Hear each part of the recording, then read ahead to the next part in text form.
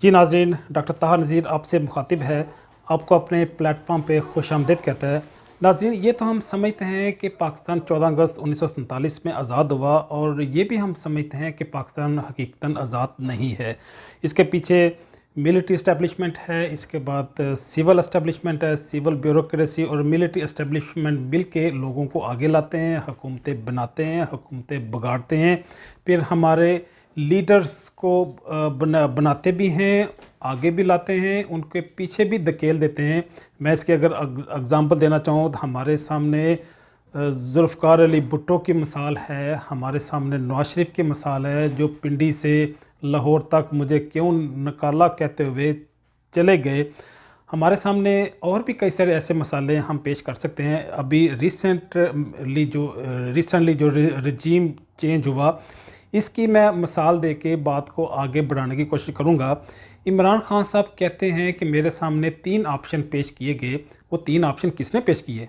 वो कोई ना कोई ऐसा अदारा या ऐसी एस्टेब्लिशमेंट या ऐसी क़ुव्वत, ऐसी ताकत है जिसने इमरान खान साहब के सामने वो 3 ऑप्शन पेश किए। इसका मतलब है वज़ीर-ए-आज़म हाकिम नहीं है, हुकूमत किसी और के पास है जो वज़ीर-ए-आज़म के सामने वो ऑप्शन पेश कर रहा है। वो अदालत ने नहीं पेश किए, वो प्रेसिडेंट ने नहीं पेश किए। तो इसका मतलब है वो कोई तीसरी क़ुव्वत है जो इमरान खान साहब के सामने, वज़ीर-ए-आज़म के सामने 3 ऑप्शन पेश कर रहा है कि आपके पास ये 3 रास्ते हैं, इन तीनों में से कोई एक ऑप्शन आप अडॉप्ट कर सकते हैं।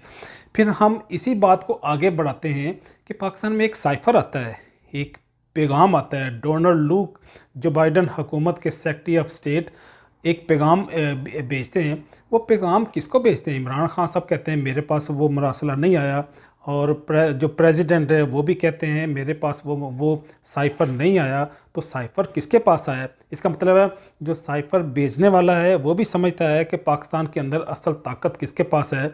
जो साइफ़र रिसीव कर रहा है और उसको छुपा रहा है वो भी ये समझता है कि वही असल में पाकिस्तान का हकीकी मालिक और मुक़्तदर और जो कादिर मुतलक है। कादिर मुतलक तो वैसे तो अल्लाह पाक के लिए इस्तेमाल करते हैं। तो दुनिया में कोई ऐसी ताकत नहीं है, कोई ऐसा शख्स नहीं है, कोई ऐसा अदारा नहीं है जो कादिर मुतलक हो। लेकिन बहरहाल कई सारी ऐसी कुव्वतें हैं जो अपने आप को मालिक समझती हैं पाकिस्तान के अंदर।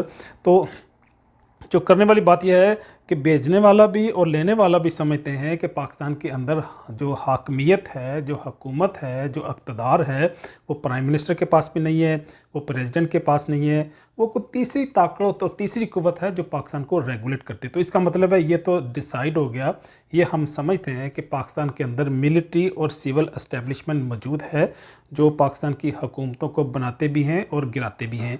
लेकिन वो किस तरह से बनाते हैं, किस तरह से गिराते हैं? हाँ, वो बनाते इस तरह से हैं कि वो ज़मींदारों को, जागीरदारों को, सरमायादारों को उठाते हैं, उनको लीडर बनाते हैं, उनको कायद और रहनुमा बनाते हैं। कायद और रहनुमा बनाने के बाद ये क्योंकि डमी लोग होते हैं, ये असल में अवामी नुमाइंदे नहीं होते, इनके अपने किरदार में 100 छेद होते हैं, जिसकी वजह से इस एस्टेब्लिशमेंट को इन्हें हैंडल करना आसान होता है।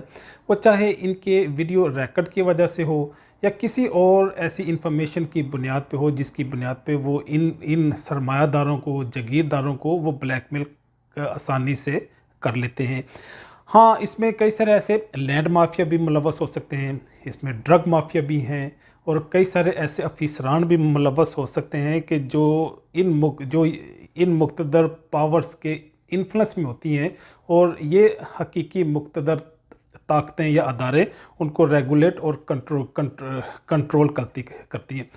हम देखते हैं कि ये नामालूम क़ुव्वतें कौन से हैं? अगर हैं तो उनको साबित भी तो करना चाहिए। हाँ, ये वही नामालूम क़ुव्वतें हैं जिन्होंने मौलाना कफ़ायतुल्लाह साहब को उनके बेटों के सामने तशद्दुद का निशाना बनाया, उन्हें बरहना किया।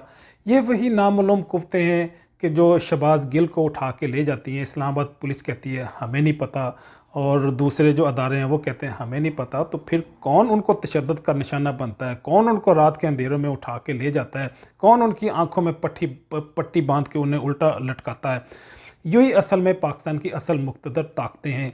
ये वही ताकतें हैं जो लाल मस्जिद पे हमला करती हैं और मासूम बच्चों के खून से उस मस्जिद को लाल कर देते हैं। ये वही ताकतें हैं जो मसूद जंजोआ साहब को उठा लेती हैं। ये वही ताकतें हैं जिनका हामिद मीर साहब की भी ज़िक्र करते हैं कि ये कोई नामालूम नहीं है, अब इनका सबको मालूम है। ये वही ताकतें हैं जो कहते हैं कि हम आपको घर में घुस के मारेंगे। हाँ, ये वही ताकतें हैं जो पार्लियामेंट में आके मुक्का दिखाती हैं। ये वही ताकतें हैं जो भुट्टो को फांसी के फंदे तक पहुंचा देती हैं। ये वही ताकतें हैं जो इमरान खान के सामने 3 ऑप्शन रखती हैं। ये वही ताकतें हैं कि जिनको साइफ़र आते हैं, जिनको फॉरेन विज़िट के इनविटेशन भी आते हैं। तो बात करने वाली यह है कि ये कौन सी ताकतें हैं जो आधी रात को जजेस को उठा के मसनद पे बैठा देते हैं कि अब ये फ़ैसला करो कि असम्बलियों को बर्खास्त नहीं करना, उन्हें बहाल करना है। जो कहने और बताने वाली बात यह है कि पाकिस्तान में हकीकी आज़ादी बिल्कुल नहीं है। इमरान खान साहब उसी हकीकी आज़ादी की बात कर रहे हैं। पूरी कौम और इमरान खान एक तरफ है, यूं ही चोरों का टोला, यूं ही करप्ट लोग जिनकी एक तारीख़ है करप्शन के हवाले से, उनको उठा के एस्टेब्लिशमेंट में पाकिस्तान की कौम पे मसलत कर दिया है। और उन्हें इस चीज़ की कोई परवाह नहीं है कि पाकिस्तान किस सिमत में जाता है, ये इसका मुस्तकबिल क्या होता है। उन्हें सिर्फ़ मकसूद यही है, एक साइफ़र आया है जिसको आगे लेके चलना है। 14 अगस्त की आज़ादी को हमने मजरूह करना है, हमने किसी मखसूस एजेंडे के मुताबिक इस मुल्क को चलाना है। तो इसी बात के साथ, इसी पैगाम के साथ डॉक्टर ताहिर नज़ीर आपसे इजाज़त चाहता है। मिलते हैं ज़िंदगी के किसी नए मोड़ में, नए मौजू के साथ। तब तक के लिए अल्लाह हाफ़िज़।